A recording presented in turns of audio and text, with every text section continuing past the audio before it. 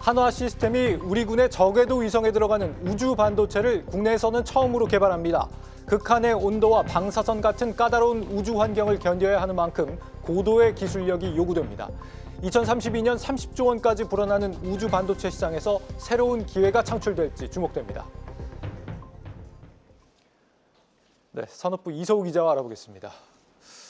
이 기자, 한국이 반도체 강국인데 우주 반도체는 처음인가 봅니다. 그간 못했던 이유가 있겠죠? 뭔가? 네, 우주 반도체가요, 메모리가 아니라 시스템 반도체입니다. 네. 이게 라디오에 들어가는 것과 같은 통신 칩으로 이해를 하면 좀 쉬운데요. 이 일반 반도체는 극한의 온도나 방사선에 노출되면 메모리 오류, 회로 파손, 그리고 전류 폭주 등이 일어납니다. 반면에 우주 반도체는 우주 환경에서도 작동할 수 있도록 방사선 내성, 방사선 저항성으로 설계가 특별하게 됩니다. 그러니까 재료와 설계 그리고 패키징까지 메모리 반도체와는 완전히 다른 영역이라서 개발이 쉽지 않은 거죠. 그러니까 쉽게 생각하면 나노 공정, 이런 공정 측면에서 난이도가 높은 게 아니라요. 애초에 설계부터 재료까지 다 다르기 때문에 영역이 완전히 다르다는 겁니다. 연구개발 등 초기 투자 비용이 많이 들어가는데 국내에서는 수요가 높지 않다는 이유로 적극적으로 진행되지 않고 있었습니다. 현재 이 우주 반도체는 우주 강국인 미국과 유럽에서 주로 개발하고 생산하고 있습니다.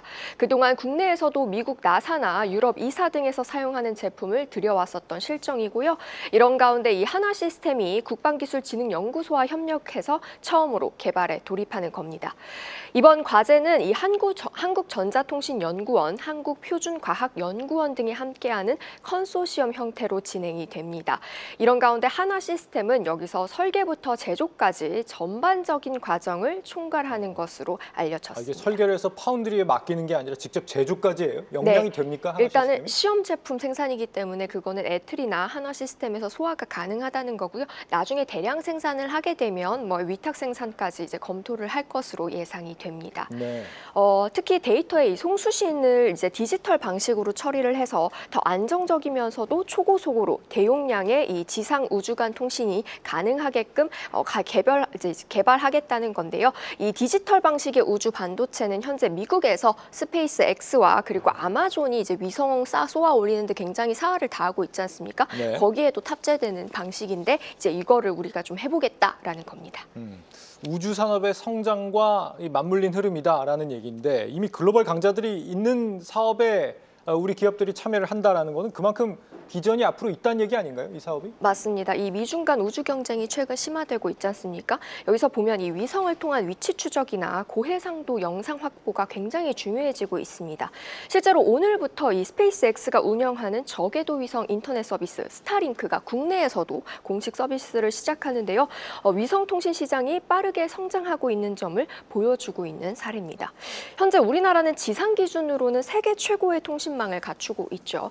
그런데 이제 도서 지역이나 산악지대, 해상, 항공, 군사기지 등 이런 영역에서는 위성 통신이 필요합니다. 정부는 앞으로 군용과 상업용의 저궤도 위성 발사를 확대할 계획인데 여기에 들어가는 반도체 등 핵심 부품까지 국산화하겠다는 방침입니다. 전 세계 우주 반도체 시장은 북미가 지난해 기준 점유율 45%로 1위로 선점하고 있고요. 지난해 1조 8천억 원 수준이었는데요. 이 글로벌 시장이요. 오는 2032년에는 30조 원까지 성장할 것이란 전망이 나옵니다. 네. 이번은 이제 국가주도 프로젝트지만 이 사업이 끝나고 나면 수출 기회도 열릴 수 있겠습니다. 네, 한화 시스템은 이번에 이제 수주한 과제 개발 완료 목표를 2029년으로 제시하고 있는데요. 네. 개발이 완료되면 앞으로 본격적인 상업 생산과 더 나아가서는 해외 수출까지 노릴 수 있다는 관측입니다. 특히 군용 위성에 탑재되는 우주 반도체는 종류마다 다르지만 통상 일반 반도체보다 최대 1000배 가까이 비싼 고부가 가치 제품입니다. 때문에 사업화에 성공하면 수익성 제고 등 실적에 크게 기여할 것으로 기대됩니다. 한화 시스템 실적을 좀 살펴보면요. 최근 3년간의 이 방산 관련 수주 확대로 인해서 이 초소형 관측 위성 체계나 이런 위성 사업을 포함한 방산 부문의 매출이 크게 늘고 있습니다. 올해는 3분기 누적 기준으로만 지난해 연간 매출을 이미 크게 뛰어넘었고요. 지난달 누리호 4차 발사 성공과 맞물려서 이번 달 국내 최대 규모의 이 위성 개발 및 제조 시설을 이제 제주에 구축을 했거든요. 네. 여기에 여기에서 내년부터 매달 최대 8기, 그러니까 연간으로는 100기의 소형 위성을 자체 생산한다는 계획입니다. 네, 한화 시스템의 국내 첫 우주 반도체 개발 소식 들어봤습니다. 이서우 기자였습니다.